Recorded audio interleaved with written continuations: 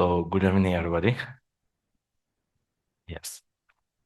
So as today is the last session, I'm also really sure that since it's a weekday or weekend, weekday, yeah, and you all must be tired from the work, right? Is there work? Actually, okay. S- Is Chinese New Year finished or still in the? Okay, okay, okay. So that's the thing. I am sure you all are really tired. Then, because working in a holiday is really tiring, right? And plus, uh, it's amazing that you all still have the energy level of to come to a Dharma session, and that really reflects your motivation for to learn Dharma for self improvement, right? So, as usual, the motivation should be pure. And even if you have had a bad time in your work, for the duration or for the starting of the, what do we call, every Dhamma session, you should try to calm the mind, make it so that it isn't affecting the Dharma practice, right? Even if the day was bad, when you turn to a Dharma practice, you should switch that mode off and turn into a better version of yourself for the Dharma, right? Otherwise, what's the use of doing the Dharma if the motivation and the intent is not really there? So, as previously, it's really important to do that. So, that's the thing. So, so today, as being the last session, and we also stopped on a really interesting part of briefing where Drom himself had briefed about the text, right? Has briefed about the text. So the verse being verse number 31. So in brief, from here till the end is basically the essence of all the essence and the core of all the teachings that he has been expounding about, he has been talking about, right? Talking about till now. So as we go through this, so of course, like through all the teachings, the one of the main teachings is giving about being considerate to others, right? And how to interact with others, where they may face certain people who would be really hard to interact with. So here, basically, okay, I'll just read this three sentences, right? In verse 31, third sentence. In brief, bear all those superior to you above like a crown. Protect yourself from inferiors as if they are sharp-bladed edge, and gladly befriend your equals as if you were yoked oxen. So basically, in brief, in our life, in our interaction with human beings, we will always be meeting with three types of people: somebody who is superior to you, somebody who is more less experienced, less experienced, and maybe inferior, right? So in the verses, we'll go about the wording, how will it will be, and your equal, right? Your peers. Suppose we can say your boss, your colleagues, and your understudy, right? Your understudy. We basically in work life that, and in life in general, we'll meet with our parents who are our superiors, right? And our friends or siblings, and let's say the lower ones being our our children, right? Our children, whether it's your daughter and son, and so on, and younger ones, right? So basically, we'll interact with these three types of people. So here, the first sentence: bear all those superior to you above you like a crown. So this sentence itself, it doesn't mean that whoever is superior to you, you should wear them as a crown. You should put them on top of your head. It doesn't mean that, right? Literally, it doesn't mean that. It's an what do we call it? It's advising you to honor the value of mentorship, honor the value of experience that person may have, or the knowledge, right? It's not about being submissive to that person, right? Whatever they tell to do you, tell you to do, you do. It's not about being submissive like that. It's about, rather, it's about mostly valuing the experience, valuing the knowledge, valuing the resilience they have over their lifetime, right? Whether it be your parents or your bosses, it's about valuing that, right? So they can offer the knowledge and the experience that they can offer us, right? They can teach us. And it's also the humility, being humble, right? Being humble here. uh Being humble meaning, if you are too egoistic, you won't accept that as your superior, right? And you would go head to head against them. So here it's showing that, showing humility, right? Humility, and being receptive to the insights that somebody more experienced than you, somebody more older than you, somebody more knowledgeable than you will have. It's about respecting that, right? In the Dharma context, it may be your guru, right? It may be your guru whom you put as a crown, right? Even the guru, you still have to ask for clarifications, right? Clarification on some subjects, and some teachings that they may have, right? To clarify them. Then, of course, for superior, it doesn't mean being submissive. So in the Tantra context, of course, it will go a little bit different. So that's the thing. So it also means using your respect for others, right? Cultivate of the others, other superiors than you. So in this, you must not take the superiors as being like always as a bigger than you, but the knowledge as a human being, right? So that's the thing. Bear all those superior to above you like a crown. Here also it shows a little bit of leadership quality that you should have, right? Leadership qualities that you should have. As a leader, you should treat all of your teammates, value all of their knowledge, right? Yeah. Of course, the leader or whoever is the head may not have all the experience, all the knowledge, but if they still can value the, what you call, the understudies of their experience, then it teaches us about, uh, it's not about the wielding the power, but about guiding them, right? And inspiring them, right? So that's the thing. So here, it's basically saying that you should value the mentorship above of others who are superior to you in knowledge and experience, right? Everyone, each person has a unique sense of qualities or abilities or knowledge and experience, right? Your experience and my experience will be different because of the environment, each and everything that we experience in our lifetime, right? So it means valuing that, right? Not looking at them as a cruel person or anything like that, but valuing these virtues of that person, right? Whether it be a virtue or a knowledge.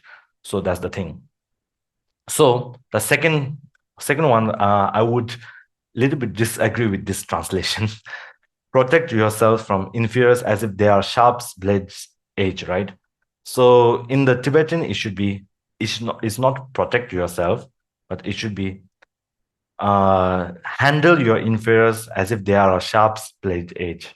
So protect yourself. Here, the meaning goes a little bit different, but it feels okay. Okay. In the Tibetan, it should be handle yourself from handle your handle the inferiors from yourself as if they are sharp blades edge. Meaning, when you handle somebody who is younger than you, right?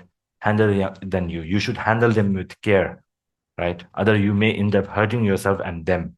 So it basically means that here it's written protect so, but I would say you can take out the meaning like that, right?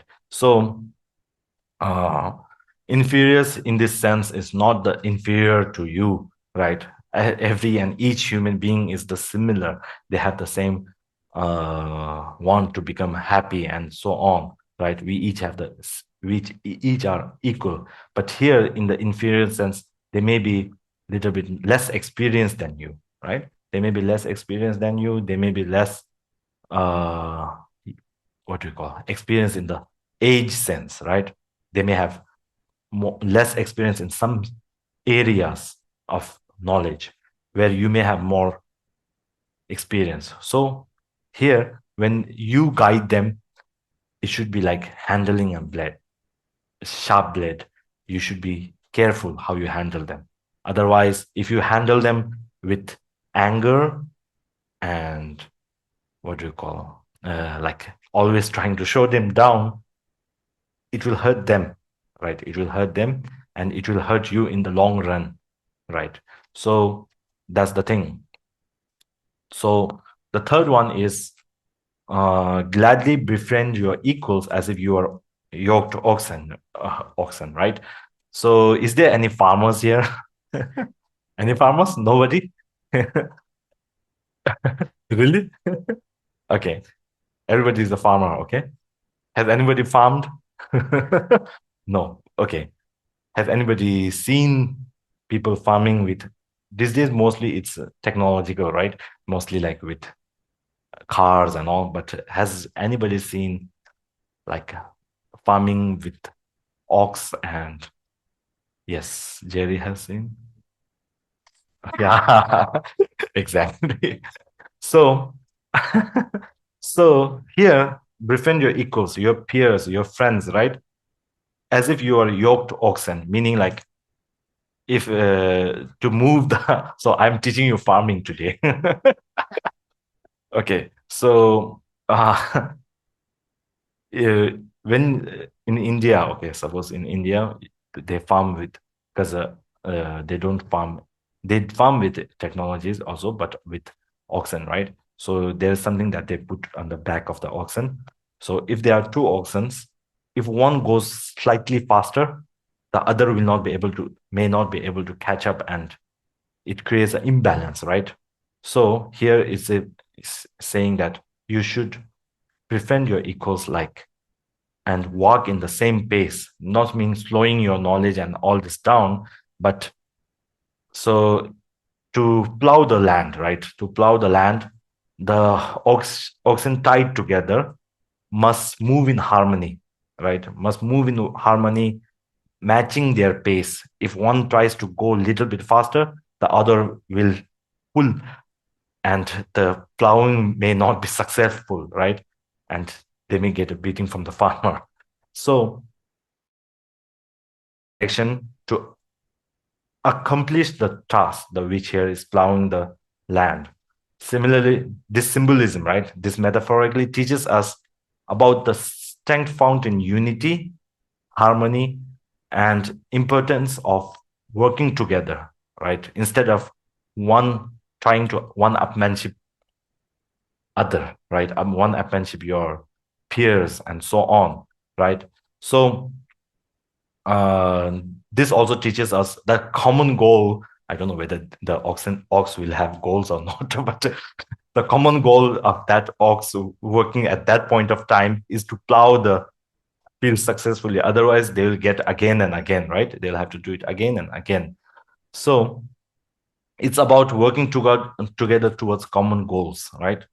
So it means that the human relationship, friendship, or like colleagueship, is it called colleagueship? Okay, working with your colleagueships must be built on mutual respect, and you must be going together, right? So and common shared values, shared vision, and like common objectives of goals can lead to greater achievement and harmony, right? So that's the thing. So That's the thing. So it also means gladly befriending, the phrase itself, right? Gladly befriending meaning without the sense of having the a little bit of competitiveness is good, right? But the over competitiveness, meaning like wanting to one-upmanship them, to show them lower, right? It should not be there. So approaching the relationship of peers or companionship or whichever with openness, enthusiasm, right? Openness and enthusiasm and a genuine desire, not just because like he's my friend, I have to do it for him, right? Not but because of that, but genuine desire. Sorry, I'm having tongue twisting. Genuine desire and mutual respect, genuine desire for them to become better, right? It should always be there, and you should always celebrate each other's successes, right? And of course, like during the challenging times, during hard times, during like peak hours in work, is it called peak hours? Yeah, peak hours of work, like some when you have a lot of load, you should be offering support instead of what do you call, instead of running away and trying to what do you call, you should be trying to lessen the difficulty of the task, right? That should be the main goal. So that's the thing here. The what even this I feel like that these teachers are really amazing. How they just look at an ox plowing the field and they take all these life examples out of it, right? So to understand this, it can be applied similarly in our what do you call, human human life, right? If an animal that to for one goal they can match running together, they can match going together, of course we as a human being, we should be, we can do that, right? I'm not saying that you should take the that and you should be plowing the field or farming yourselves, right? So even if it's not your question, you can, you may have seen chariots, right? Chariots. If one horse tries to run faster than the other, it creates an imbalance, right? So it's basically saying you should be communicating openly and honestly and having the genuine feeling of better man, being better of that person and yourself also, not having the focus of I want to be become better than that, I want to become better, but he should also be better. Not the what we call attachment, but the want, right? Sometimes too much of one thing can create problems for us, right? If you sometimes like if you want them to be better, then we maybe focus too much on the them wanting them to be better. So we get angry when they are not doing better. It should not be like that. There should be a balance, right?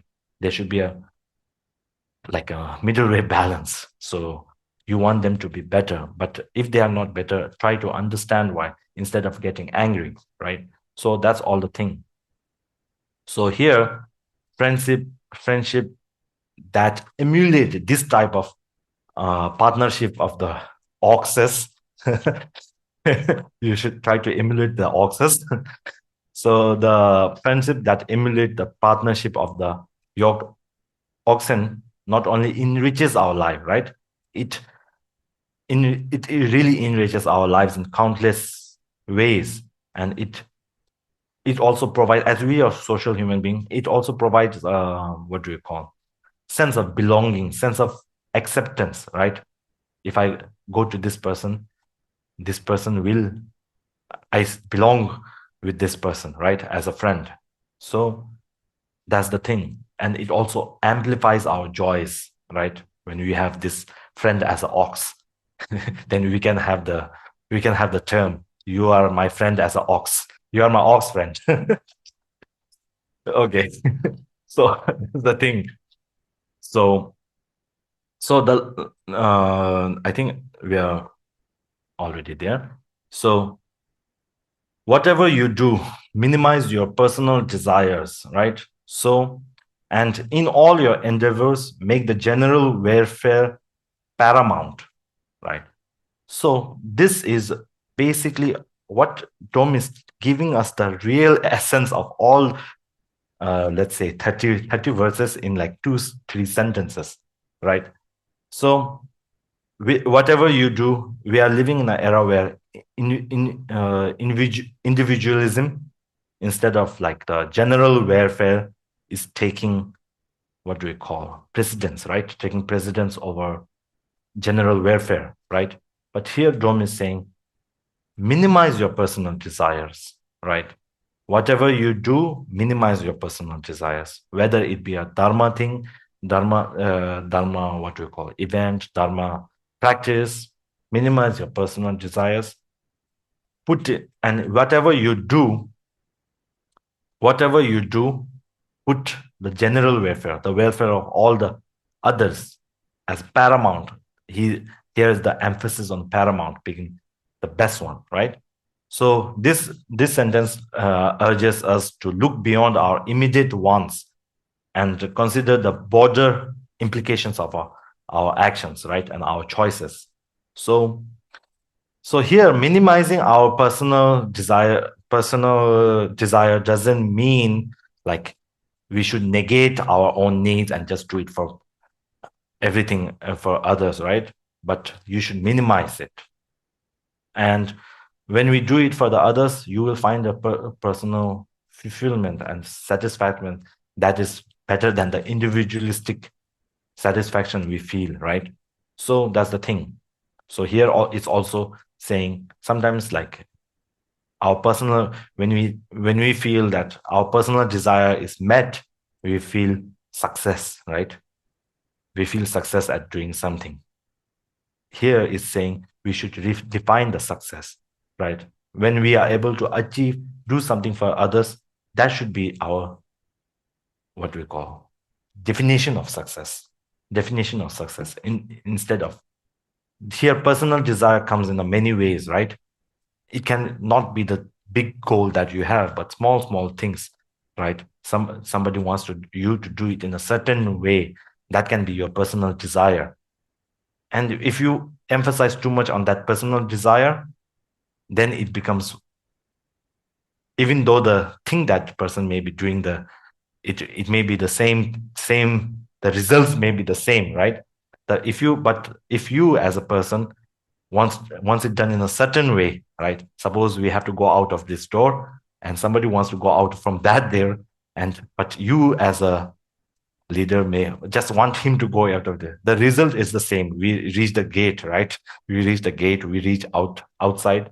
The result is the same. But if you emphasize on the personal desire, then it creates a problem, right? So that's what it's saying here. So that's the thing. Thus, this is the advice I'm offering you. And so basically he's saying 3 peoples, you should treat them like this. And whenever you do something, do not do it for selfish gains. Do not do it for self-evasion. You should have a greater picture in mind. So this is the advice.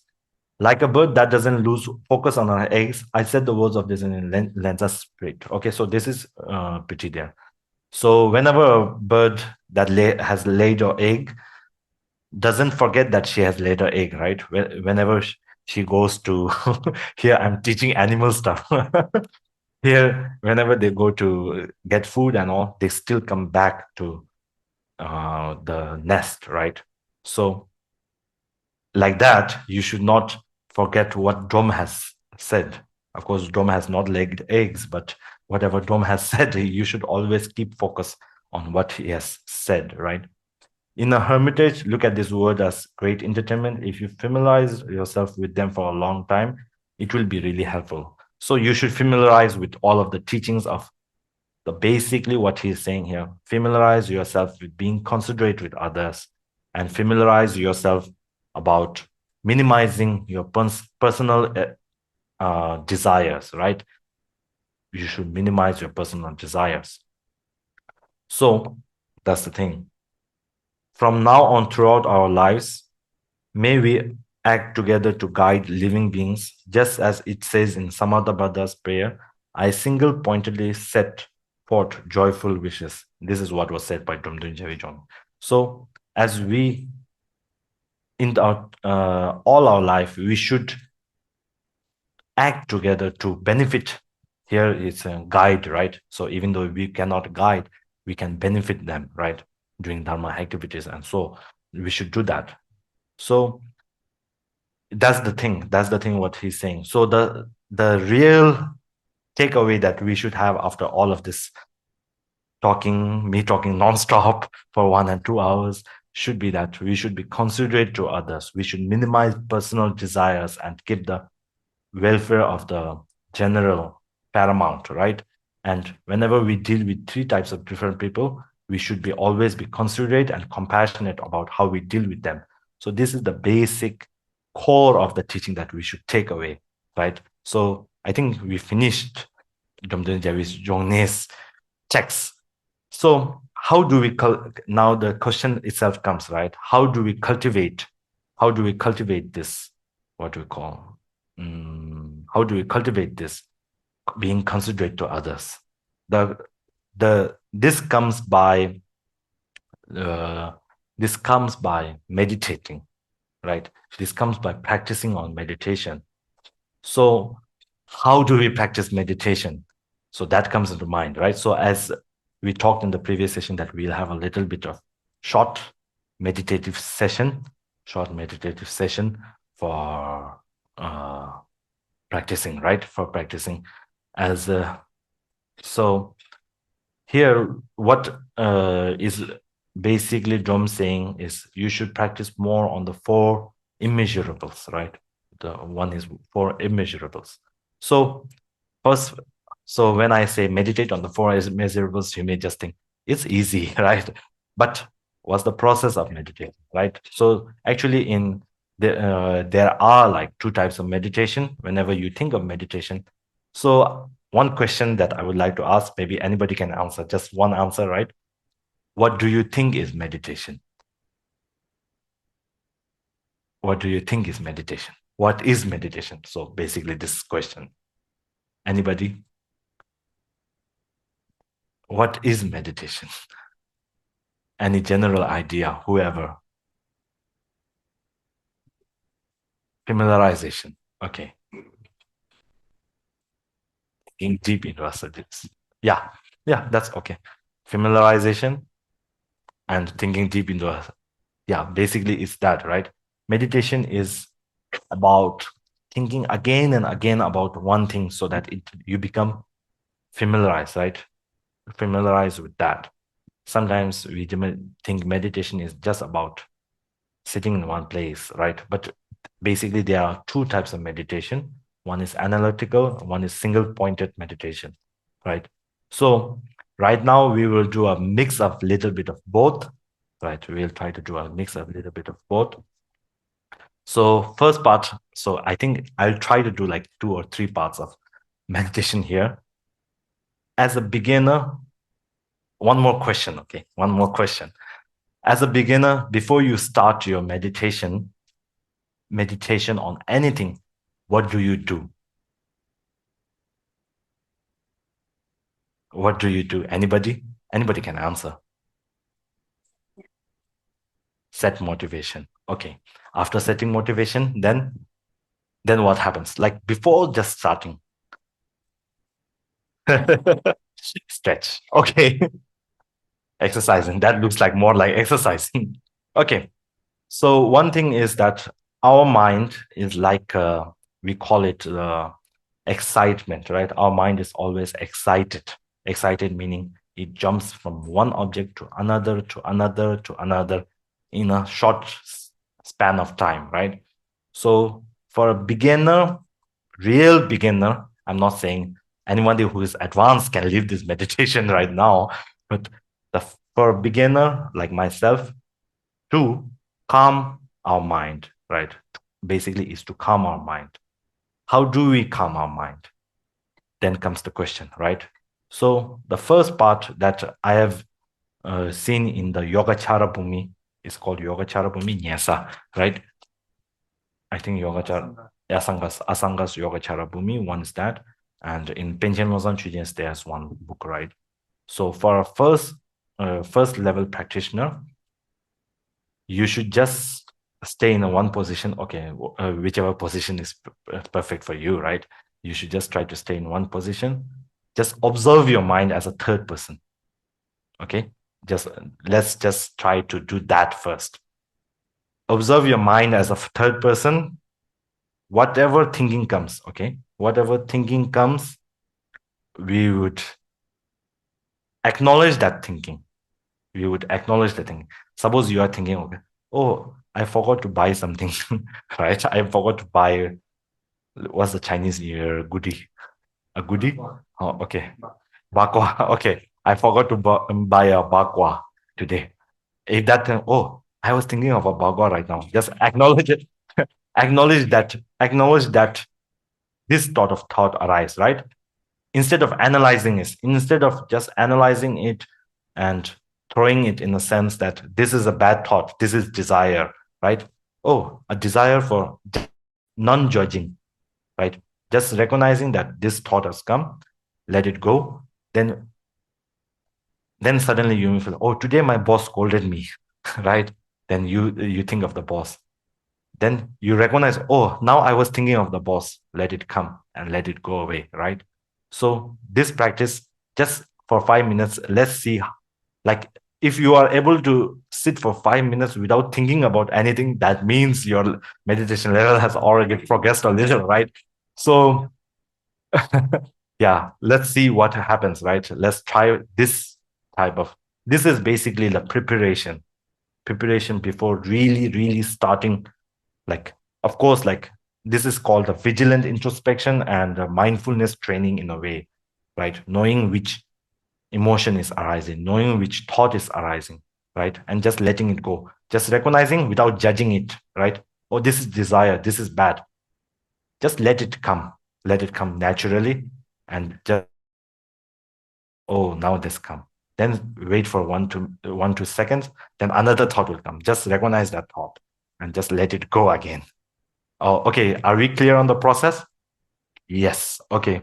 So maybe for 5 to 3 minutes, 5 to 3 minutes, 3 to 5 minutes. Okay. 3 to 5 minutes, we will try to meditate. So I will ring this bell to take you out of the meditation. Okay. We can start now. We can start now.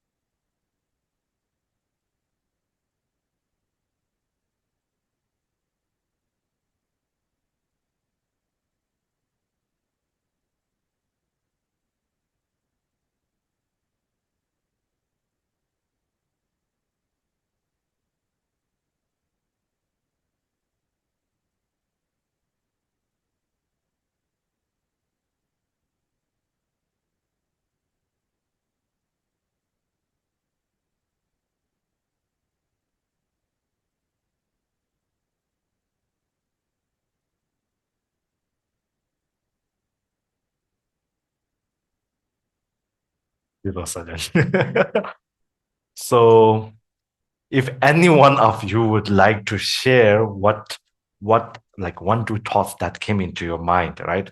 And you recognized it. Anyone that wants to share? Yes. Huh? Hungry. You recognize what was the thought that came? Okay. You thought you were hungry, and any food in particular that came into mind? No, just I'm hungry. Okay. So anyone else like having 1 2 thoughts? For me personally, as I was a timekeeper, oh, what's the time? Was it like 2 overtime? Like my thought was that. So always doing that. And also like maybe tomorrow, right? Tomorrow I'm going back. So what will I do when I go to India? So these are the thoughts. Recognizing these thoughts, right?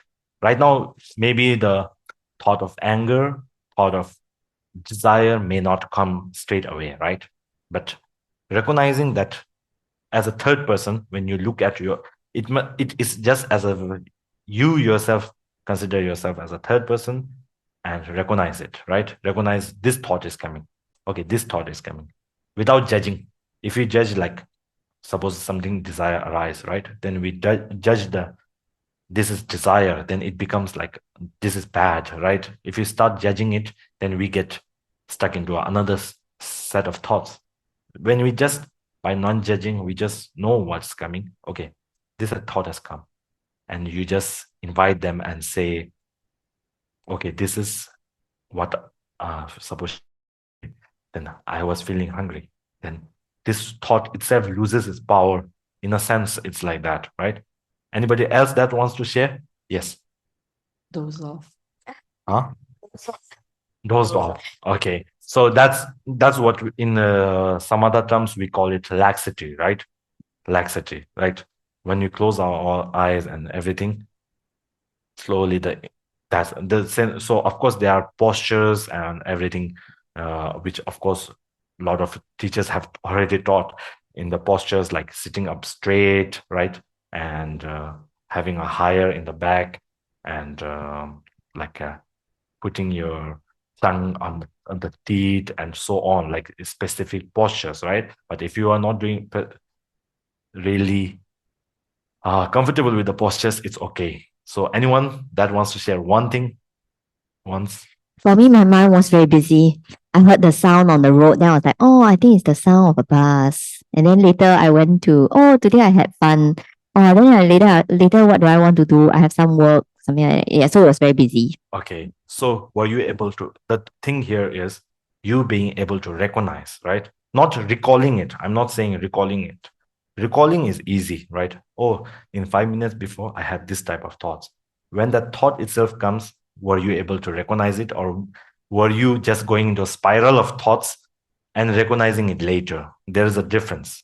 Okay. There's a difference. I mean, when you are meditating itself, when that thought comes, recognize it at that point of time itself, right? But if you get stuck in the what do we call streamline of thoughts and you recognize it, of course we can still recognize it after meditating. We know, oh, but what did I meditate on? It was only like stream of thoughts, right? So when we so why I was doing this is basically to calm your mind, right? Calm your mind into calm and train your mind into recognizing thoughts.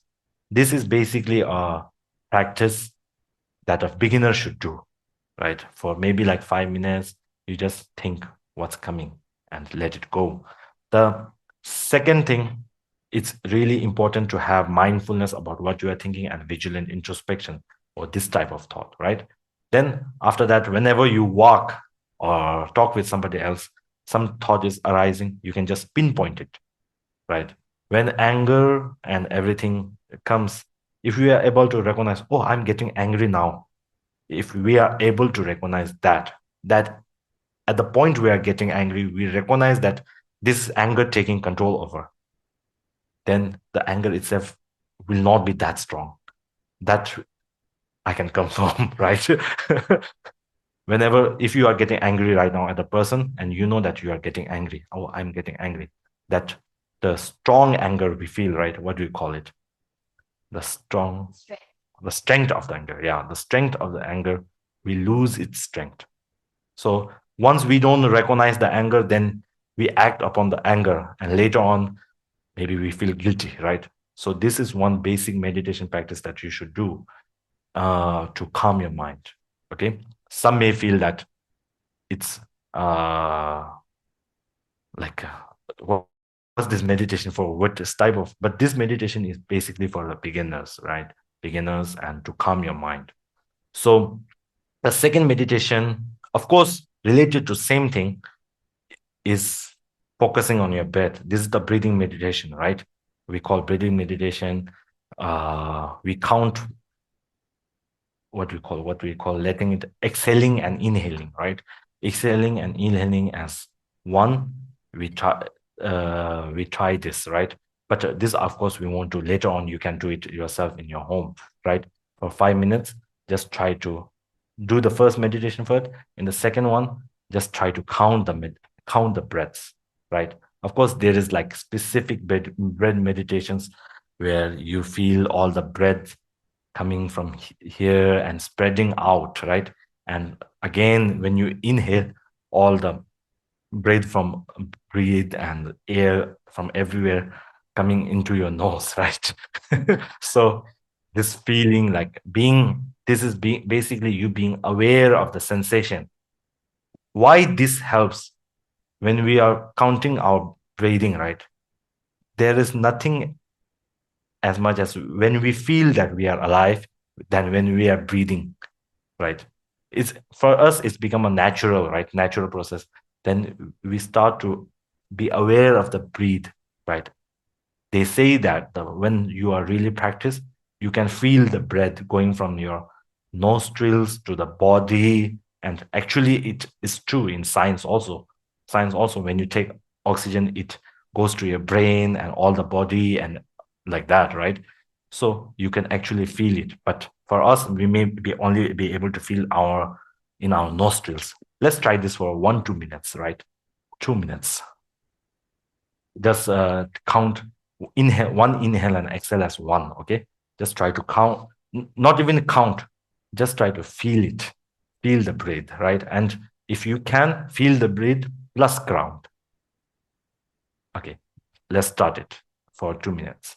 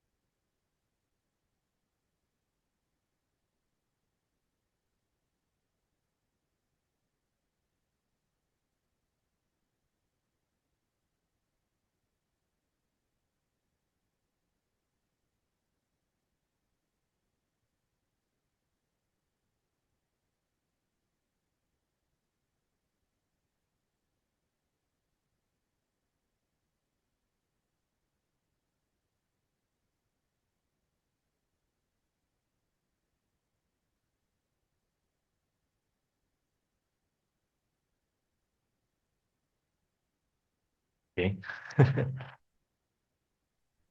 Did you have a nice sleep for 1 minute? Okay, so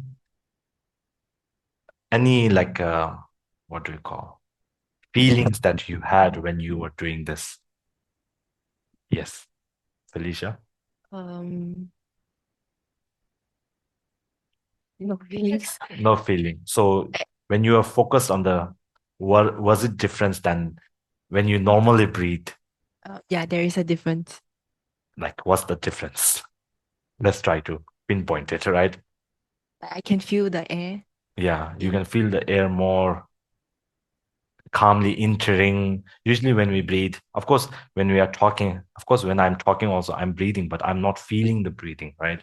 So this helps us connect to us, our own body in a way, right? It helps us. Sometimes when we are too engrossed in what we call social media, social posts, we become so disconnected from our body, right? Not knowing what it wants. Like of course, the newer generation has more of this problem, right? Then this helps us connect with our, what do we call, own body, especially like after you train a while, you focus right now, you're focusing on the breath, right? And how it enters, like, and of course, there is like a traditional, really sophisticated, is it what you call sophisticated? Like in detailed, elaborated way to deal with that. I'm just teaching you the surface levels, right? Surface level, because we don't have that much time to go to all intricate and specific details, right? But this is just as a, what do we call, ground, surface level. Okay. Huh? What, child version? Yeah, child version. Okay, trial version. Okay. So anybody else? Okay. I think because earlier you said Bagua, right? So when I breathe in the first few breaths, I smell a Bagua. Then after that, I tell myself, okay, I got to disconnect from the Bagua thingy. And then each breath I take in and out, it's like I'm meditating in the highland, maybe the aircon. But it was a very nice feeling. Yeah. So of course, like there are like higher meditations like bodhicitta and compassion, emptiness, right? But for beginners to start as a basic foundation, right? These are really important. So here we can see the power of our mind playing tricks on ourselves, right? Even though, is there a bhagwan? Anybody who is scared? Has anybody a bhagwan hidden in their bag?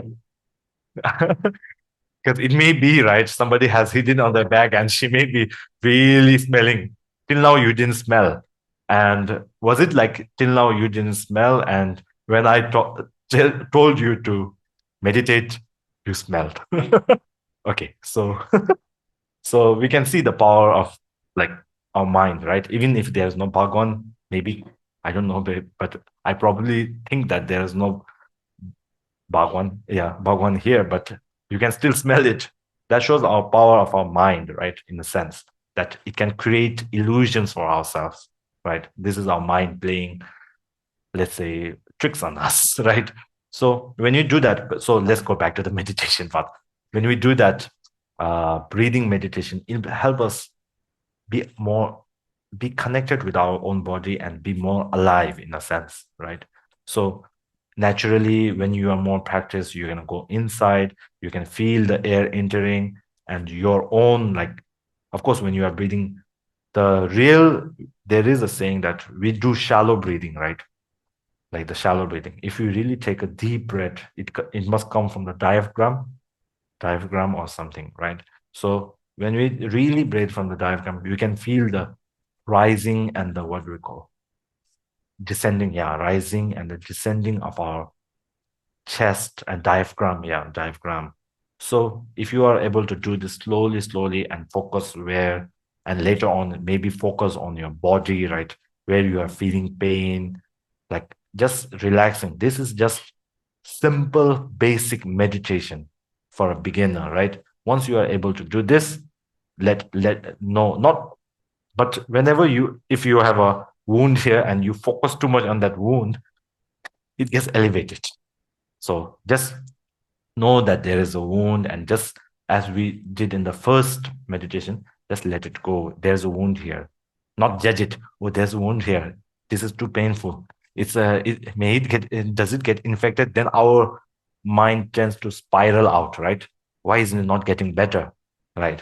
So it tends to know that there is a wound, just let it go.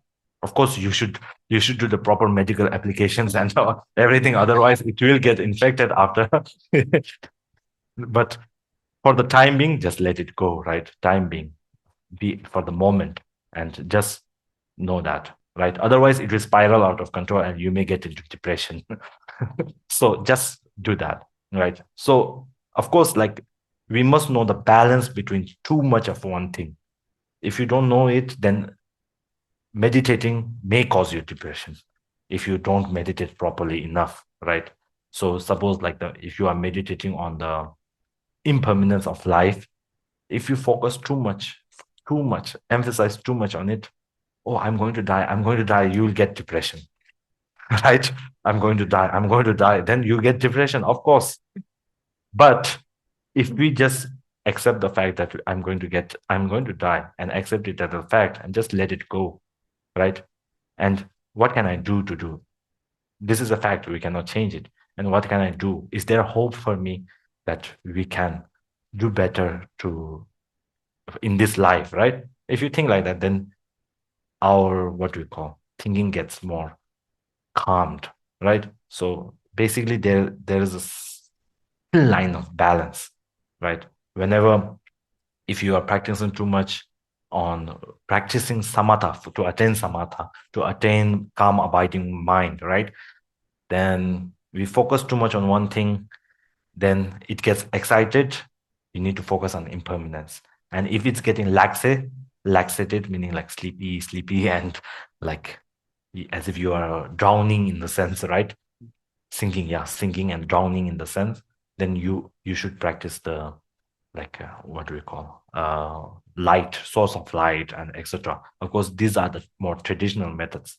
So this is the basic one. So now what we would like to try, I would like to try, right? So is on the four immeasurables. The image. So in the last page, the four immeasurable. Sorry, I'm having trouble pronouncing this.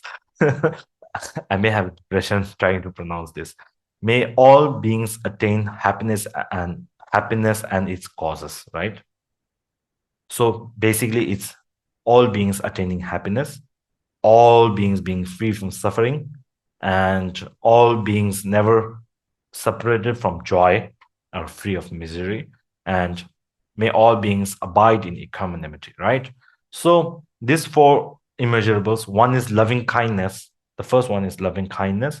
The second one is compassion. The third one is like we call it what do we call, joyous, being joyful, rejoicing, and being grateful that they are. So, and the last one is we all are same, equal, right? Meditating on these four. So firstly, so all of this, these four are there because like these are exact opposites. To get this exact opposites of what do we call, wanting to hurt somebody, right? Exact opposite of wanting to hurt somebody. Loving kindness is basically that. If you, basically when you want to hurt somebody, it's like, I want to hurt that person. But if you think the opposite of that, that is what, that made that person attain happiness, right? So it's the exact opposite. So it's when you practice this, you will be able to reduce your want to harm others, whether it be physically, mentally, right? We can add the sentences, may all beings attain happiness of physical happiness and mental happiness, right? So thinking like that. So let's try to meditate on that, right? So firstly, here, what is here, when we try to meditate on the first three, right? Let's try to meditate on the first three for 5 minutes. Basically, what we'll do is the same thing, right? Trying to see if our mind is focused or not. We just think like the may all sentient beings be happy, and how to meditate on that. So firstly, just think of somebody who is really close to you, right? We have a close circle, like relatives, somebody who is, if you can't see them suffering, you genuinely want them to be happy, right? Think of somebody like that. So when that is there, even in the religious, you may have somebody that is more closer to you. Of course, you will feel them to be free of suffering more than the ones that are distant, right? So basically, when you practice this first three immeasurables, the first focus is the ones that are close to you, right? Then you may think it's biased, but it's not. It's just for training your mind, right? So when we have the genuine feeling for our this, what do we call, the one is close to be up, happy of, be free of suffering, be free of, be happy and never separated from joy, then we can focus on somebody that we don't know, right? Somebody we don't know, that maybe like let Bill Gates be free, free of all suffering or anything like that. That then at the last, your enemy, right? Enemy as in sense, but that this is the training phase, right? This is, we are doing it like fast away, but actually first should just focusing on your own close ones should be, until you have the genuine feeling from the close ones, right? Whichever close one you've made, you feel like, oh, I want them to be genuinely happy. Then the second step after that, when you have that, it doesn't need to be generated, right? It doesn't need to be generated. Whenever you see somebody who is close to you, you feel the need for them to be happy, then you can change your focus to ones that are, what we call, not very close to you, but not an enemy to you, right? Or neutral people. Then when you have the neutral people, and whenever you see somebody who's there, you are able to generate the one from them to be happy, one of them to be free from suffering. You let them, then you change your focus to the enemy, right? Of course, we would not be able to do it in this night. This takes a lot of effort, a lot of time to gain, right? So for the time being, let's just try, right? Let's just try to jump on the enemy, right? Let's see if you are able to generate whichever you want to, of these three, whichever you want, you can. May the enemy be free of suffering, right? May the enemy be free of suffering. So the enemy may be your boss, right? Because we have been bad mouthing the boss a lot. So, okay, whoever is your enemy, if you don't even have enemy, some maybe animal that caused you suffering previously, right? Okay, so I don't want to talk about cockroaches again, but okay. So, okay, so like, just try to think of the enemy, right? Enemy in this sense is somebody that has hurt you, made them be free of suffering. Try to feel the genuine, of course, without the reason, it may feel like we are just focusing on the sentence, right? But try to generate the feeling, right? Of course, it's, as a beginner, it's hard. So let's try this, right? And we should always keep in mind that, are we focusing on the enemy to be free of suffering, or is our thinking going towards the baku? What was that? Or bakua, or yeah, or any food, right? So we should be always be mindful of the fact whether our mind is going somewhere else, right? Usually, what happens in meditation, these are the most problems that we face when meditating. When we are meditating on something, then what goes is we don't know that we are not meditating. We are already in, maybe in one shopping mall, but trying to buy things, right? There's a story of His Holiness the Fifth Dalai Lama, I think.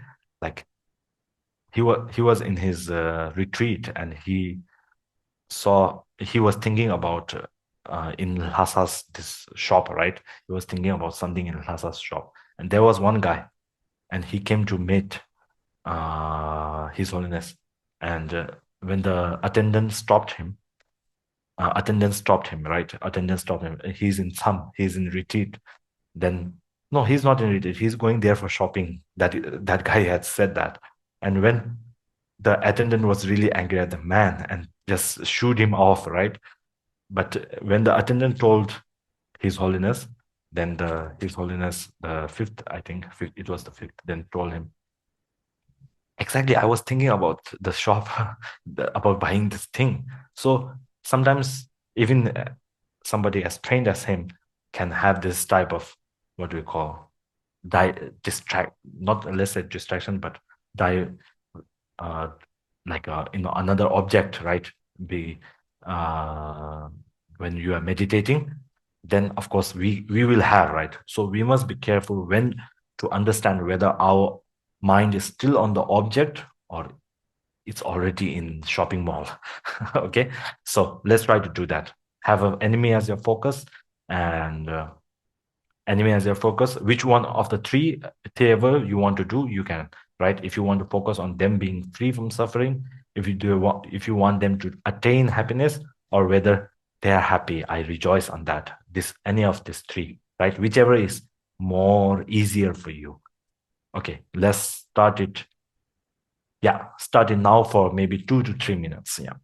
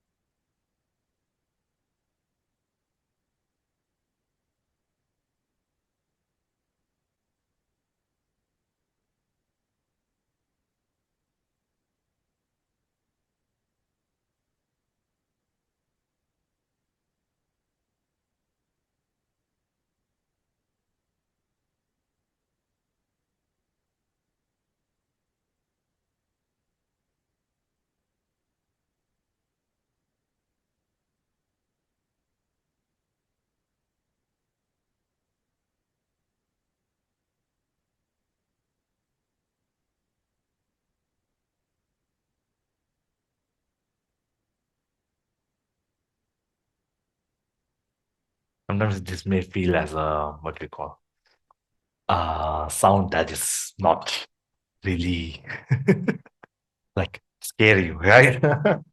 Yeah. So anybody want to share any of their feelings during this meditation, this specific meditation?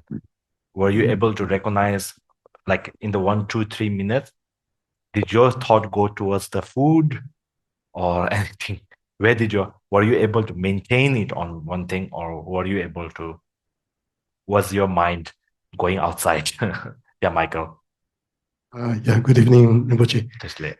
Yeah, I don't know why when I was thinking about, not thinking, meditating about trying to like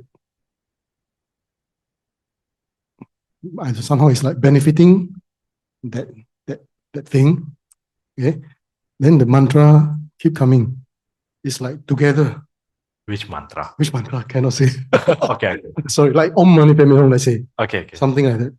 So these are, when meditating, right, you should always keep in mind that even though Om Mani Padme Hum mantra, thinking of Om Mani Padme Hum mantra can be good, right? But when meditating on a specific object, if all these thoughts are coming, these are related to that meditation, it's a obstacle. We should be able to recognize that. Sometimes we may be thinking of the one object, right? One pointedness of the object. We should always be trying to focus on that. So even though our location mantra and Tara mantra, all these are really great mantras, but when you are meditating in a specific manner, if these mantras are, it's kind of a distraction relative to that, right? So we should try to change it slowly. We should not be depressed that we are not able to do it right now. Yeah, so that's the thing. So any other one? One more? Yeah. Just now I was meditating on my lecturer. First, like I'm studying, right? So, like, yeah, he's sort of my enemy lah because he's giving me a lot of work, right? So, yeah, so I see him, and like, I really hate it that he give me a lot of schoolworks, right? Making me like stress. So I at the process of thinking, I also think that like why is he doing this to me, right? And like us, right? It's because maybe he really want us to be very good at what he's gonna teach us. So that kind of thought lah. So yeah, my enemy right now is actually my lecturer. Okay. So were you able to thinking being happy or be free of suffering? So if he I thought of it, but it's a bit bad. But I'm gonna say it anyway. So if I do good on my assignment or like my test, right? It's gonna feedback on him like positively. Okay. Right. So maybe his pay will increase and then he will be happy, something like this. Okay. Yeah. Good. So like any distractions that you are able to recognize during that while you are thinking like that? Any other distractions?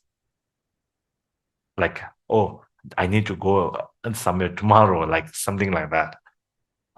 My distraction is still him because tomorrow we have presentations. Okay. Oh, yeah.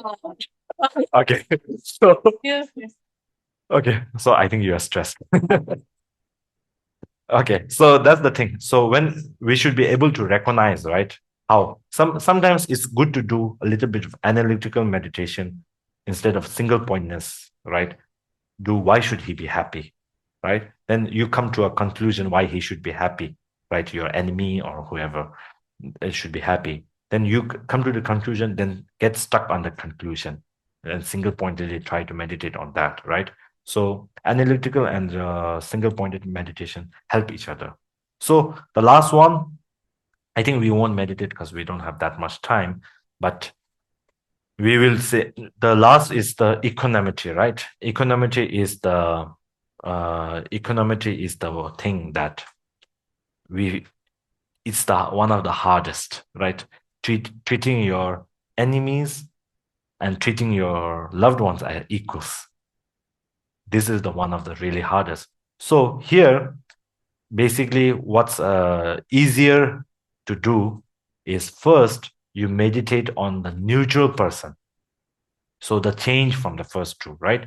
First three were, first you meditate on your close ones, close circle, then expand on the close circle, right? Suppose somebody who is closest to you, then level 2 closest, level 3 closest, like that, right?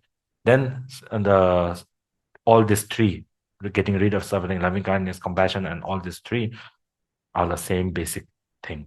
So when you focus on equanimity, you have to change it, right? Change the object of focus. Firstly, it must be on someone who is neutral. Then it should be your enemy, right? Enemy and neutral being same as equal. Then the last should always be your close ones. So this is the sequence that your object of engagement, right? When you are meditating, the mind should be engaged like that. So let's just try a little bit, 1 minute. So this is a short time, okay?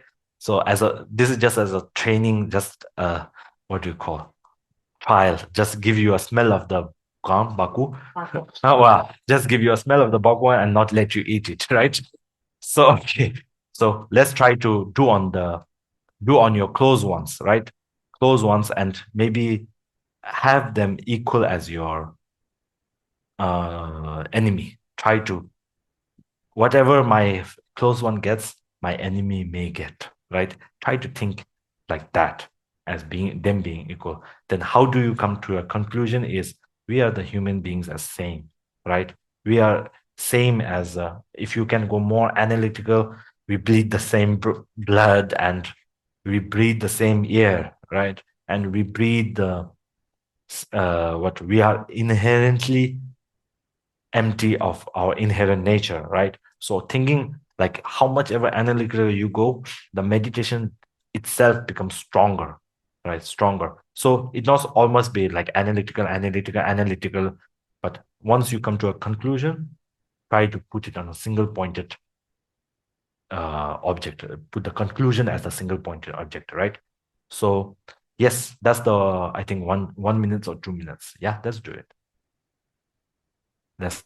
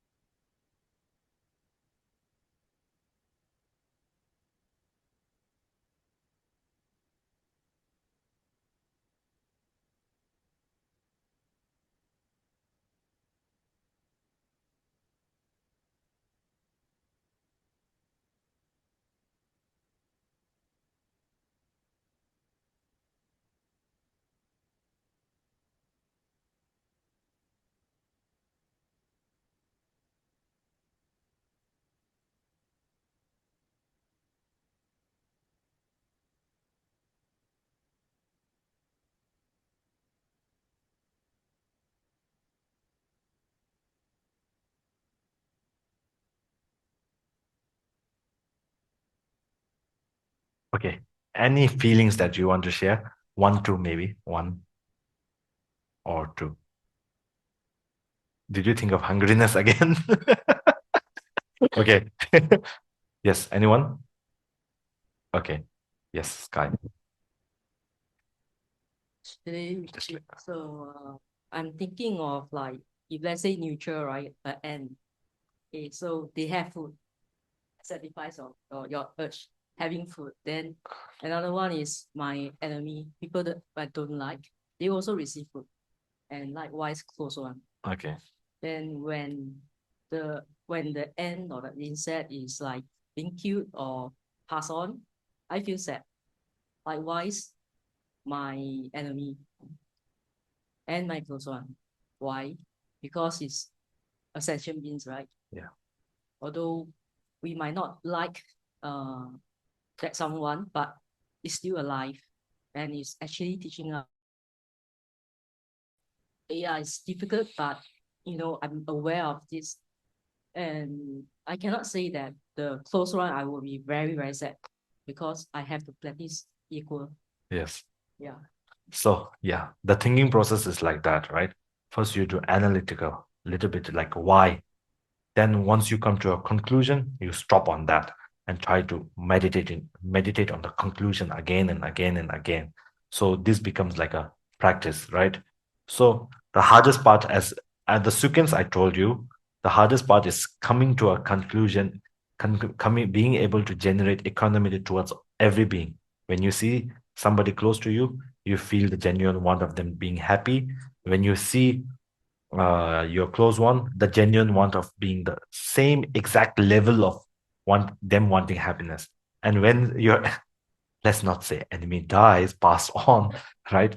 You be exactly sad as how when your closest one dies. This is the hardest part, right? But we must train it slowly, slowly. It's a lifelong endeavor that doesn't end in this day. Like, of course, we must not say that today I did this meditation. I have already been able to meditate on 4 economities, right? It's a lifelong endeavor that once we train again and again, it will go on again. It will be better and better, right? So anyone else, just one more and we'll stop here. Yes. I get hungry. Enemies also Yes, get I'm hungry. very hungry. But there's one thoughts. Okay, Yes. when mean this clarification. Yes. When you say conclusion, so when you conclude, right, you say, Yeah. oh, this fella needs this happiness. Do we keep thinking on that, repeating the same thing, or we have other thoughts? Okay. Repeat. I just want to clarify the Yes. conclusion. Yes. The conclusion is the conclusion here itself is not the sentence, right? That's why they should be happy, or that's why they are equal.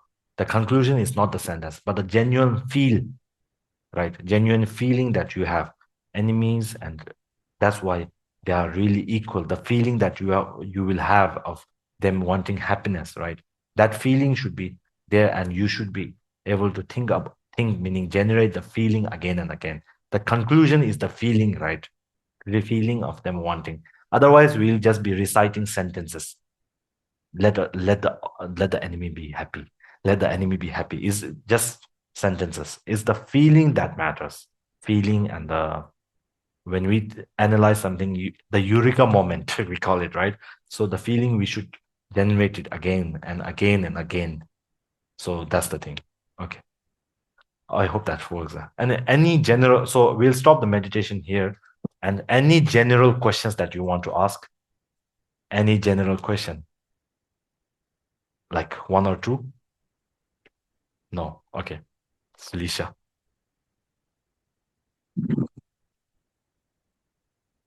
So as a beginner, what would your advice be like after this session?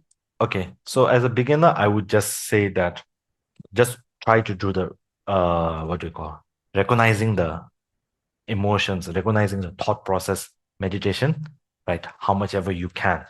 Once you reach a certain level, that whenever, even when you are doing work, some emotion arises, you are able to recognize it, right? When you reach not even like even that high level, but you are able to, even when you are not meditating, if you are able to generate such thought, right? Such thought, okay, oh, I want, when the thought arises, then itself you are able to recognize that thought, right? Oh, this is a want, this is a desire, this is anger. Especially when you are angry, or when your attachment for something arises, right? You're, oh, this is attachment, this is me being attached to my own view. When you are able to recognize that timing, right, at that point of time, you can focus on other meditations, right? Try to do more meditation of this will be easy, like 1 month training maybe. Yeah, maybe. Yeah, so after that, the breathing meditation is one of the best for a beginner, right? Because it helps calm our mind down. It helps calm our lot of what we call namdo conceptual thinking, a lot of conceptual thoughts, right? So it helps calm down. Once that is calmed down, then you can focus on like bodhicitta, compassion, and so on, impermanence, right? Or even guru devotion, like the qualities of the gurus and so on. Like there are a lot of different objects, right? For a beginner, I will suggest this. Yes.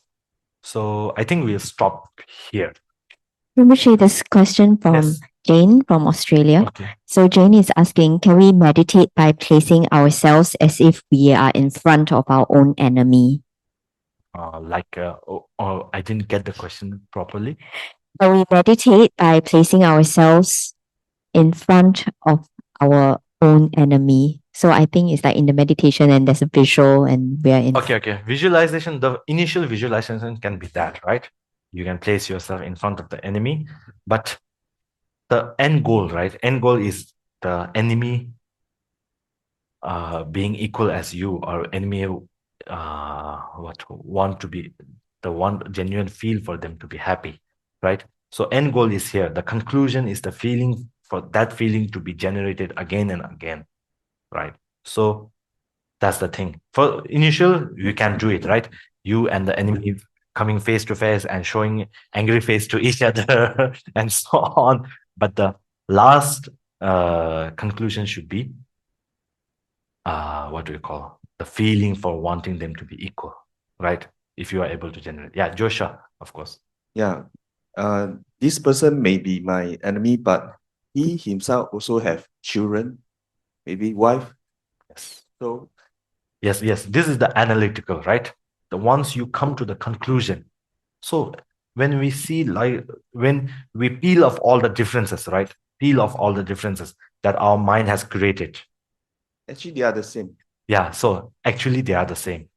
He bleeds red blood, I bleed red blood. He has it. He has a mother, father. We also have. Yeah, when you think like that, then you are peeling off the differences, right? Then the conclusion comes, we are the same.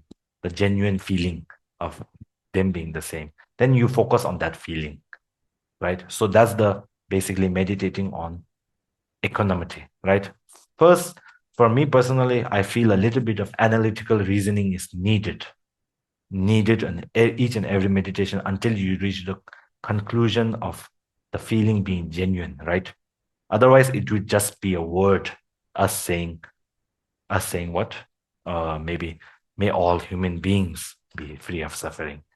If it's just a word, there is no impact, right? Impact. So that, of course, the reasoning may differ, right? Each and every person's reasoning may differ. My enemy has a hair, you have a hair, but I don't have a hair. Okay, so like that. Okay. Rinpoche, yeah. sorry. Yeah. Jane wants to speak further. Okay. So, hey, Hello, Jane. Rinpoche. Hello, Rinpoche. Yes. Sorry, I think I said my questions, I might have phrased it wrongly. But I just want to ask, what I'm saying is that, can I meditate by placing myself in front of me, that I am facing myself as an enemy? Me. Okay, you are Like- your enemy. Okay. Yeah, like I am my own enemy. Like we have hatred, jealousy, all this thing. Like Yes, that you meditate. can. Yeah, you can do that. But for this meditation, right? This meditation is talking about other enemy, right? For this meditation is talking about a other person. Of course, you can meditate like that, right? Placing yourself as not yourself. I wouldn't say yourself, right?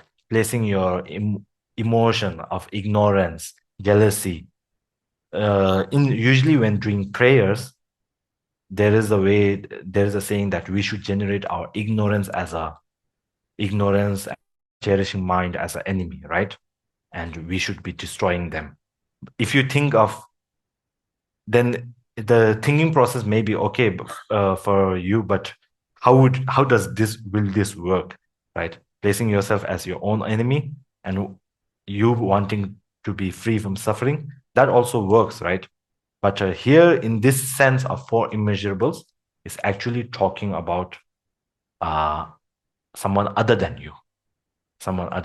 Okay, you can practice this, but I would say it wouldn't be considered as a immeasurable practice. It will be more of self-compassion, right? Practice of compassion, but not the immeasurable compassion. For immeasurable compassion, it needs to be focused on others. Yeah, that meditation, of course, it's a meditation. It's a different type of meditation. Yeah. So I hope this helps. Yep. Yes, thank you so much, Rinpoche. Thank Thank you. you. Thank you. I think, yeah. Anybody, or I think we should stop here because I'm sure you all are tired. If I go on and on, then of course I may become the enemy at the last session. Okay. Okay. Okay. So I think we'll stop here. Hi, Rinpoche. So thank you very much. So it's the end of 6 sessions, and today is your final class. Tomorrow you're returning back to the monastery, and I just wanted to take this opportunity on behalf of the entire class to thank you and to appreciate you for all the efforts that you have put into teaching and guiding us. And we just have a little something in celebration, not to celebrate your farewell, but it is. Oh, yeah. So, it's in celebration of what we all have. Okay. But Venerable, you want to sit first, or it's okay to sit first, right? Yeah. Okay. So, yeah. So we just wanted to celebrate what we have achieved all together as a class, and I think it's ended beautifully that Rinpoche, you, through the 6 classes in the beginning, you have taught us or guided us through the very fundamental and the important things in our everyday lives. Very important reminders for us because we engage in them so easily and so flippantly. And because we discuss it in class, it helps us heighten our awareness towards it and helps us, like the meditation today, identify it and hold ourselves back at that moment. And then finally tonight we are ending with this beautiful meditation guidance that you have brought us through. And we can even follow through and practice even though you will be back in monastery and then you're not here, but we will still be able to practice it. And if we miss you and your teachings, we can go to YouTube. Yeah, so we want to celebrate the fact that you're still very young because usually that's the thing. You are 30. Yeah, you're only 30, but you're such a skillful teacher and you've been able to guide us through very important points with very engaging manner, and this your energy being so natural and so approachable, and you're being able to connect with so many people, and you're able to even like know the regular ones by names and help us through this Dharma practice and inspire us. So we think that that's really, really amazing, and we really want to celebrate you. And we cannot wait, and we cannot even begin to imagine how many, many, many more countless people you'll be able to benefit like now and in the future as well. So we look forward, as you see over here, yeah, it's double-sided. So yeah, please teach us again soon. Please teach us again soon, and thank you, Rinpoche. So thank you. Okay. Can you hear me? Yes. So, of course, I'm just not teaching you. You all are also teaching me in the sense that, of course, as a monk, we don't get to experience what layman's experiences, right? So it's a different perspective altogether. So when I come here, we get to share each other's knowledge, right? So what I'm learning and what you know of this world and what that I get to learn from you and know it helps my Dharma practices and also the endeavor that I should still aspire to do. Like of all of you that have come here today, even though it's a weekday and a work day and you have toiled hard in your office, like sweating maybe, sweating and getting complaints from the boss and colleagues and having a lot of assignments and the assignment teacher becoming your enemy. So of course you all are going through all of this, but still being able to come here, make time at 7:30 till almost 2 hours listening to me talk non-stop, of course really creates like a, what do we call, genuine feeling of you really want that Dharma, right? So as a monk, it's my duty to share what I know, even though I don't know much. Then I would try my genuine best to try to share whatever I have in the more, what do we call? I'm lost for words. More like easy way, or not in a monk way. So that's the thing. Of course, I have learned a lot here also while teaching, right? So I thank you all for the effort that you have put in to come to this class, and I really appreciate it. Thank you.